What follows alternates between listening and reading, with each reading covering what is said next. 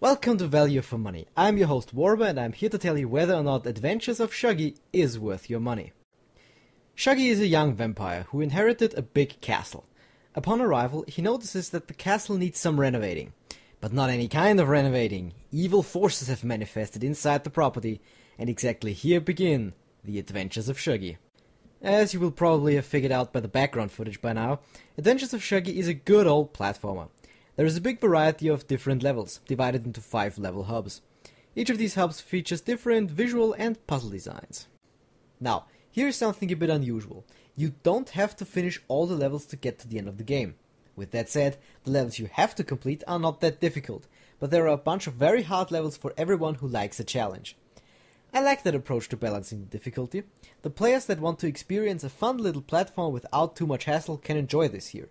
On the other hand, everyone who wants to sink his or her teeth into some more difficult platforming, they can certainly do so here, although the opportunities are somewhat limited, I have to say. The controls are not on the level of precision of Super Meat Boy, but then again, what other platformer really is? The controls definitely hold up to what you expect.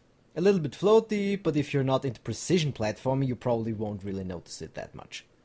Now, this all sounds good, right? Good variation across the levels, great approach to difficulty, and decent platforming mechanics. But here comes the problem. What would you say if I told you that I blasted through that game in about 2 hours?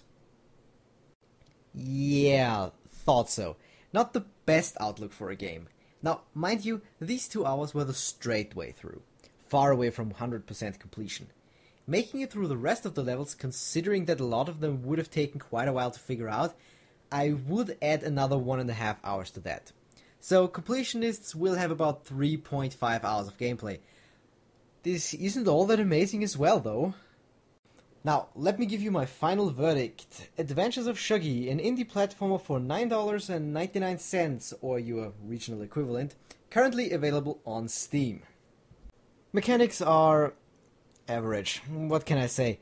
The jumps are a bit floaty, but not awful. The special level-specific mechanics work as intended.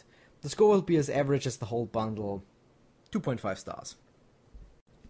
The story is meh. It isn't god-awful, but it isn't a big fantasy epic either. Then again, what can you expect from a 2 to 4 hour platformer? The story keeps the game together, but doesn't add anything per se. 2.5 stars as well.